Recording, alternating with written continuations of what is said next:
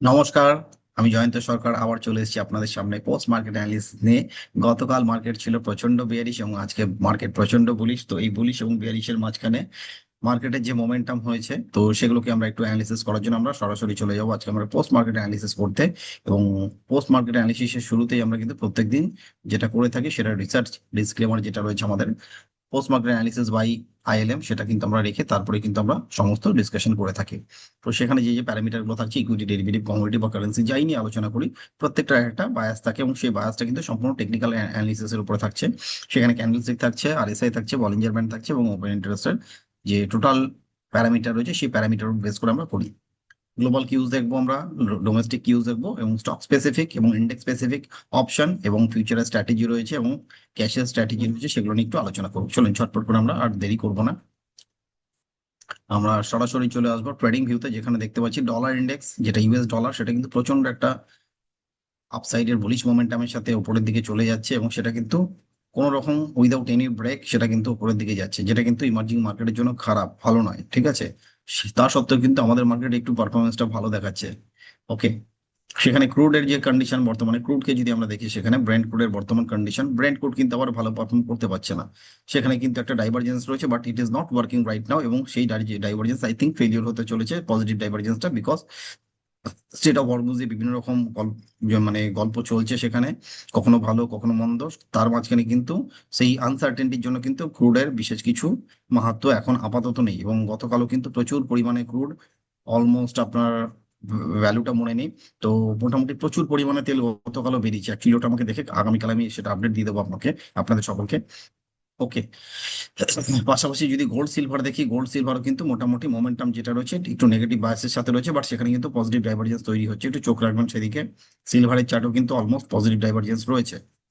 ওকে, আমি line mark করছি না, যতক্ষণ না গ্রিন ক্যান্ডেল আসছে ততক্ষণ আপাতত কোনো কিছু, কোনো রকম বায়াস নয়, কোনো রকম কোনো আলোচনা নয়। যতক্ষণ না পজিটিভ ক্যান্ডেল আসছে আমরা কোনো রকম কনফার্মেশন ছাড়া পজিটিভ ডাইভারজেন্সের সাথে আমরা এগোবো না আপাতত। ঠিক আছে, একটু ওয়েট করে যাব। পাশাপাশি আমরা গতকাল ন্যাসডাকে দেখেছিলাম ভয়ঙ্কর একখানা ফল এসেছে, অলমোস্ট 3%-এর বেশি। ডাও জোন্সের কিন্তু গতকাল ফল আসেনি, বাট ফ্ল্যাট ছিল। সেদিক থেকে যদি আমরা দেখি, সেখানে S&P 500 কিন্তু গতকাল তাতেও ফল এসেছে, মানে ডাও কোনো রকমে টিকে ছিল। সেখানে দাঁড়িয়ে নিকেই, মানে জাপান, গতকাল তো ভয়ঙ্কর ফল এসেছে এবং আজকে জাস্ট সেখানেই কিন্তু ক্লোজ করেছে, যেখানে গতকাল ক্লোজ করেছিল আজকের ক্লোজিংটাও সেখানে। কোরিয়া আজকে একটু রিকভারি দিচ্ছে, গতকাল 10%-এর ফলের পরে আজকে সেখান থেকে 3%-এর রিকভারি, নেট নেট 7%-এর উপর থেকে আপাতত নিচে পড়ে দাঁড়িয়ে রয়েছে। ইউএসডি আইএনআর কি করেছে ডোমেস্টিক ইউজ এর মধ্যে দেখে নিচ্ছি একটু। ইউএসডি আইএনআর আপাতত নিচের দিকেই রয়েছে, কোনো অসুবিধা নেই। একটা পজিটিভ ডাইভারজেন্স, একটা ছোট্ট পুল ব্যাক এসছে উপরের দিকে এবং আসার পরে কিন্তু একটা এনআরডি তৈরি হচ্ছে, নেগেটিভ রিভার্স ডাইভারজেন্স, যার এফেক্টে কিন্তু আজকে কিন্তু দেখা যাচ্ছে যে ইউএসডি আইএনআর কিন্তু উপরে উঠতে পারেনি। ইন্ডিয়া ভিক্স কালকে অলমোস্ট 7.5-8%-এর কিন্তু তেজি ছিল, 8.5%-এর, এবং সেখান থেকে আজকে 4%-এর স্প্রেড ফল। ঠিক আছে, কোনো অসুবিধা নেই। মোটামুটি যা কিউজ রয়েছে সমস্ত কিউজই মোটামুটি নিউট্রাল বা কেউ পজিটিভ রয়েছে বা সামান্য দু একজন নেগেটিভ রয়েছে। নেগেটিভ যে রয়েছে ডলার ইন্ডেক্স, সেটার ইফেক্ট কিন্তু বিশেষভাবে পড়েনি। ওকে, এটা হচ্ছে ওভারঅল আমাদের যে ইন্ডিকেশন যেগুলো থেকে নিই মার্কেট কি হতে পারে, ট্রেন্ড কি হতে পারে, সেটা কিন্তু ডিরেকশন দেয় এই সমস্ত প্যারামিটার গুলো। এবারে সরাসরি চলে আসবো নিফটির চার্টে। নিফটি কি করলো সারাদিন এবং গতকাল কি করেছিল? গতকাল করেছিল একখানা বিয়ারিশ কিকার ক্যান্ডেলস্টিক প্যাটার্ন এবং ইভিনিং চার্ট ফরমেশন, যেটা প্রচন্ড বিয়ারিশ চার্ট প্যাটার্ন। বাট আজ কিন্তু বাজারকে বাঁচিয়ে নিয়েছে একটা পিয়ার্সিং ক্যান্ডেলস্টিক প্যাটার্ন তো বলা যায় না এটাকে, বাট গ্যাপ ডাউন ওপেনিং এর পরে সেখান থেকে 60%-এর বেশি রিকভারি করে দিয়েছে। It is a good candlestick pattern right now, but সেখানটা আমাদের খেয়াল রাখতে হবে এটা লাস্ট এঙ্গালফিং হচ্ছে না তো। তো লাস্ট এঙ্গালফিং ক্যান্ডেল কি সেটা আমরা পরে কখন আলোচনা করবো। তো লাস্ট এঙ্গালফিং এলে কিন্তু সেখান থেকে আবার কিন্তু সেখান থেকে ফল আসে কন্টিনিউয়াস, বাট সেখানে আরএসআই কিন্তু আমাদের বলছে কোনো রকম মোমেন্টাম নেই এখানে, কোনো রকম আপওয়ার্ডস এর মোমেন্টাম, ডাউনওয়ার্ডস এর মোমেন্টাম কিছুই দেখাচ্ছে না। তো সাইডওয়েজ একখানা জোনের ভেতরে কিন্তু ট্রেড হচ্ছে। এই লোটা কিন্তু আপাতত মার্ক হয়ে গেল আমাদের কাছে 784, 789, এইগুলো কিন্তু আমাদের লোয়ার লেভেল, যেটাকে ব্রিজ করলে কিন্তু বাজার সত্যিই নিচের দিকে যাবে। আর যদি উপরের দিকে ব্রেকআউট করে এই লেভেলটা 24,160-70, তাহলে কিন্তু সত্যি সত্যি বাজারকে আর ধরে রাখা যাবে না। বাজার কিন্তু এবার কিন্তু নেক্সট লেভেল অফ রেজিস্ট্যান্স কে ভাঙবে আর নেক্সট লেভেল অফ সাপোর্ট কে ভাঙবে। এই দুটো লেভেলকে মার্ক করে রাখবেন চোখে চোখে। ঠিক আছে, বাজার যেদিকে যাবে, যেদিকে ব্রেকআউট করবে বা ব্রেকডাউন করবে, বাজার কিন্তু এরপরে আর কিন্তু কোনো দিকে তাকাবে না। ঠিক আছে, এখন অব্দি এই হচ্ছে বর্তমান কন্ডিশন নিফটির। নিফটি নিয়ে আমাদের স্ট্র্যাটেজি আছে। পাশাপাশি আমাদের স্টক স্পেসিফিক যে তিনটে স্ট্র্যাটেজি রয়েছে আজকে, সেই তিনটে স্ট্র্যাটেজির মধ্যে তিনটেই আমাদের ক্যাশ অথবা ফিউচারের স্ট্র্যাটেজি যাই বলি আমরা। সেখানে আপাতত প্রথম স্টক হচ্ছে চোলা ফাইন্যান্স। চোলামন্ডলম ফাইন্যান্সের অবস্থা যেটা দেখতে পাচ্ছি, একটা NBFC company, gold NBFC company. তো তারা গোল্ডের এগেন্স্টে লোন টোন দিয়ে থাকে। তো সেখানে দেখতে পাচ্ছি আজকে একটা সুন্দর একটা বুলিশ মারুবুজু ক্যান্ডেলস্টিক প্যাটার্ন হয়েছে, দারুণ ব্রেকআউটের সাথে হয়েছে, এবং RSI 73 almost over overbought zone বলা হয় এটাকে, বাট ওভারবট জোনের পরে কিন্তু সেখান থেকে আবার কিন্তু মার্কেট উপরের দিকে মোমেন্টাম নেয়। যেটা আপনি চোলামন্ডলের যদি আগের চার্ট প্যাটার্ন দেখেন, এখানেও দেখতে পাচ্ছেন আপনারা 4 মে একটা বড় ব্রেকআউট 5%-এর, তারপরে কিন্তু পরপর আবার অলমোস্ট দুটো ক্যান্ডেলে কিন্তু 4%, 5%-এর র্যালি দিয়ে দিয়েছিল। এটা কিন্তু এর ক্যারেক্টারে রয়েছে, সে ব্রেকআউট দিলে কিন্তু সেখানে থামে না, আরো কিন্তু উপরে যায়।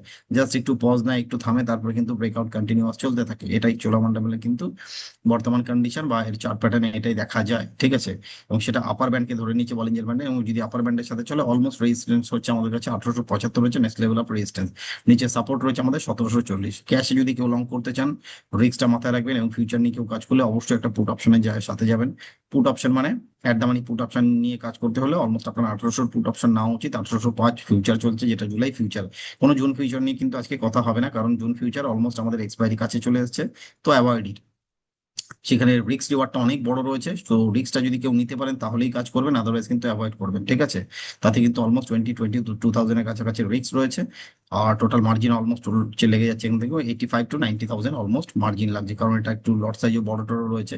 তো সে কারণে কিন্তু এই হচ্ছে তার বর্তমান কন্ডিশন। নেক্সট স্টক রয়েছে আমাদের কাছে যেটা ইন্ডিগো, ঠিক আছে। ইন্ডিগো এয়ারলাইন্স সকলেই জানি, দেখতে পাচ্ছি একটা বড় ব্রেকআউট দিয়ে দিয়েছে আজকে, একটা রেঞ্জ ব্রেকআউট করছে। এই যে লেভেলটাকে দেখতে পাচ্ছেন, একটা রাউন্ডিং বটম ফরমেশন, এবং সেই রাউন্ডিং বটমটা কিন্তু দীর্ঘদিনের। এইখান থেকে যখন ফল আসে অলমোস্ট 8ই ডিসেম্বরে যে হাই ছিল 5202, এবং তার ওপেনিং ছিল 5110। আজকের ক্লোজিং হয়েছে 5198, এবং হাই ছিল এই ক্যান্ডেলটার 5202। আজকের হাই হচ্ছে 5225, ক্লোজ করেছে 5198, মানে অলমোস্ট ব্রেকআউট ডান। ব্রেকআউট যদি ডান হয়ে যায় তাহলে পরে কিন্তু নেক্সট লেভেল অফ ছোট ছোট রেজিস্ট্যান্সই আমরা রাখছি, বেশি রেজিস্ট্যান্স রাখছি না এটাকে, যে বিশাল উপরে যাবে বা কিছু সেরকম ব্যাপার স্যাপার নয়। তো সেখানে আমরা যে রেজিস্ট্যান্স লেভেলটাকে দেখতে পাচ্ছি সেটা অলমোস্ট 5425 হচ্ছে রেজিস্ট্যান্স। আর সাপোর্ট আপাতত আমাদের কাছে 5025। রিস্কটা অনেক বড়, রিওয়ার্ডটাও কিন্তু বড় আছে সেখানে দাঁড়িয়ে। ক্যাশ অথবা ফিউচার যাতেই করুন, রিস্কটা অনেক বড়। যদি রিস্ক নিতে পারেন তাহলেই এগোবেন, তাতে অবশ্যই একটা জুলাই ফিউচার নিলে পরে তার সাথে একটা জুলাইয়ের 5200 at the money put option অবশ্যই নিয়ে যাওয়া উচিত। তাতে যদি 5000-এর লেভেলে অলমোস্ট চলে আসে, তাতে কিন্তু 12000-এর কাছাকাছি রিস্ক থাকছে। এবং সেখান থেকে রিওয়ার্ড যদি দেখি, রিওয়ার্ডের তো ব্যাপার স্যাপার কিছু থাকছে না। ব্রেকআউট হওয়ার পরে যদি কন্টিনিউয়াস চলতে থাকে তাহলে পরে তো হয়ে গেল, বিরাট কিছু হয়ে যাবে, ঠিক আছে। নেক্সট স্টক যেটা থাকছে এক্সাইড ইন্ডাস্ট্রি, সকলের চেনা পরিচিত স্টক। এক্সাইড ব্যাটারি নিয়ে আমাদের বলার কিছু নেই, কোনো নতুন কোম্পানি নয়, যথেষ্ট পুরনো কোম্পানি। ব্যাটারির মধ্যে সব থেকে বড় নাম বলতে পারি। সেখানেও দেখতে পাচ্ছি একটা রেঞ্জের ব্রেকআউট, সেটাও একটা রেঞ্জের ব্রেকআউট, একটা কনসোলিডেশন ফেজ, একটা ডাউন ট্রেন্ডের কনসোলিডেশন। সেই ডাউন ট্রেন্ডের কনসোলিডেশনের পরে লোয়ার ব্যান্ড থেকে রিজেকশন এসছে, আপার সেন্টার ব্যান্ডকে ব্রেকআউট করেছে, এবং সেখান থেকে যেটুকুনি চার্ট প্যাটার্ন বলছে অ্যাটলিস্ট আপার ব্যান্ডের কাছাকাছি যাওয়া উচিত। তাতে যদি আপার ব্যান্ডে যায় এবং আরএসআই 60-র উপরে ব্রেকআউট করেছে এগেন বুলিশ মারুবুজু ক্যান্ডেলস্টিকের সাথে, তাতে 415 হচ্ছে আমাদের নেক্সট রেজিস্ট্যান্স। নিচে সাপোর্ট হচ্ছে 383।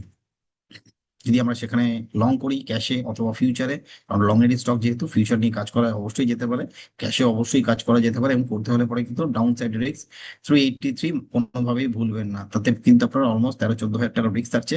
আর উপরের দিকে রিওয়ার্ডটা দেখে নেবেন নিজেরা, কত কি রিওয়ার্ড থাকছে সেই বুঝে নিজেদের পজিশন কিন্তু সেখানে স্কোয়ার আপ করবেন। বাই দ্য ওয়ে, আমাদের নেক্সট স্যাটারডেতে আমরা যে উইকলি মার্কেট অ্যানালিসিসটা করবো, আজ তো বুধবার, কালকে পোস্ট মার্কেট অ্যানালিসিস হবে, এবং আমাদের স্যাটারডে আর যেটা থাকছে উইকলি মার্কেট অ্যানালিসিস, সেখানে কিন্তু আমরা সারা মাসে কি কি স্টক কি কি পারফর্ম করেছে সমস্ত কিন্তু আপনাদের সামনে রাখা হবে। প্রত্যেকে কিন্তু সেই দিনটার জন্য অপেক্ষা করবেন, যে স্যাটারডে সেশনটা কিন্তু ইম্পর্টেন্ট, যে আমাদের স্টকের কি কি পারফরমেন্স হয়েছে, আমরা যে লেভেল থেকে সাপোর্ট, যে লেভেল থেকে রেজিস্ট্যান্স বলেছি, বা রেজিস্ট্যান্স থেকে সাপোর্ট বলেছি, মানে বাই সেল বোথ সাইডে যে আলোচনাগুলো হয়, যে বাই করলে কি হতো, এটা সেল করলে কি হতো, আমরা ব্যাক টেস্টিং করার জন্য কিন্তু তার একখানা প্যারামিটার তৈরি করেছি, এবং সেখান থেকে কি কি রিওয়ার্ড কি কি স্টপ লস হিট হয়েছে সেগুলো আলোচনা করবো আমরা, ঠিক আছে। প্রত্যেকে চোখ রাখবেন, ফ্রাইডে স্যাটারডে সেশনটা কিন্তু খুব গুরুত্বপূর্ণ হবে। তাতে কিন্তু আপনারা জাজমেন্ট পাবেন, যে সেখান থেকে অ্যানালিসিস করে যদি, এবং টেকনিক্যাল অ্যানালিসিস নিয়ে যদি ঠিকঠাক ভালোভাবে যদি কাজ করা যায়, বা সেটাকে যদি ঠিকঠাক বোঝা যায়, তাহলে পরে রিস্ক এবং রিওয়ার্ড যদি আমরা আলোচনা করি, কত রিস্কে আমাদের সেখানটা স্টপ লস ছিল, এবং কতটা আমাদের সেখান থেকে রিওয়ার্ড দিল, সেগুলো আমরা দেখে নেবো। তো আমাদের এক্সাইড ইন্ডাস্ট্রিজ হয়ে গেল। এবার আমাদের যে দুটো স্ট্র্যাটেজি রয়েছে, প্রথম স্ট্র্যাটেজিটা আমরা বলছি, সেটা স্টকের উপরে থাকছে অপশন স্ট্র্যাটেজি। সেখানে আমাদের প্রথম স্টক হচ্ছে আমাদের কাছে আজকে, মানে একটি স্টক, এইউ স্মল ফাইন্যান্স ব্যাংক, ঠিক আছে। সেই স্টকটি RSI 60 নিচে গেছিল, সেখানে পিআরডি ফরমেশন হয়েছিল, পিআরডি হওয়ার পরে কিন্তু আজকে সেই লেভেল থেকে ব্রেকআউট করেছে এবং বড় সড়ো বুলিশ মারবুজুর সাথে ব্রেকআউট হয়েছে এবং একটা ফ্ল্যাগ প্যাটার্ন, সেই ফ্ল্যাগ প্যাটার্নের ব্রেকআউট একসাথে কিন্তু অনেক কিছু হয়েছে এবং একটা প্রিভিয়াস ক্লোজিং যে হাই ছিল সেই ক্লোজিং কে ব্রেকআউট করেছে, হাইটাকে ব্রেকআউট করেনি। হাই হচ্ছে 1079, এটা কিন্তু অনেকটাই বড় হাই। হাইটা অলমোস্ট আমরা যদি মান্থলি চার্টে গিয়ে দেখি, মান্থলি চার্টে দেখালে আপনাদের আরো মজার বিষয় পাবেন। এটা হচ্ছে লাইফ টাইম হাই। অলমোস্ট যদি সেটাকে কেটে দেয়, আজকের হাই ছিল 1073, তো ডেইলি চার্টে এই যে বড় ব্রেকআউটটা এসেছে তাতে আমাদের সাপোর্ট হচ্ছে 1020। আমরা এখান থেকে জাস্ট এই মান্থের এক্সপায়ারি নিয়ে যদি কাজ করি, এই মান্থের এক্সপায়ারি বলতে আমাদের জুন সিরিজ নিয়ে যদি আমরা সেখানটা একটা অপশনের স্ট্র্যাটেজি ডিপ্লয় করতে যাই, তাহলে সেখানে দাঁড়িয়ে আমাদের অপশন স্ট্র্যাটেজি হচ্ছে অনেকটা এরকম 1070 একটা কল অপশন বাই করা এবং 1060, সরি 1060 হবে না, এটাকে আমি একটু জাস্ট মডিফাই করি, 1070 হবে এটা। 1070 কে যদি আমরা এখানে বাই করি, তাতে আমাদের রিস্ক রিওয়ার্ড রেশিও দেখুন কি থাকছে। এই হচ্ছে আমাদের রিস্ক, এই হচ্ছে আমাদের রিওয়ার্ড। আমাদের ব্রেক ইভেন থাকছে 1079, মানে 1080-র উপরে আমাদের খালি একটা ক্লোজিং লাগবে, তাহলে কিন্তু যথেষ্ট ফেয়ার এনাফ। তাতে কিন্তু আপনার কোনো রকম রিস্ক থাকছে না, আপনি রিস্ক ফ্রি হয়ে যাচ্ছেন।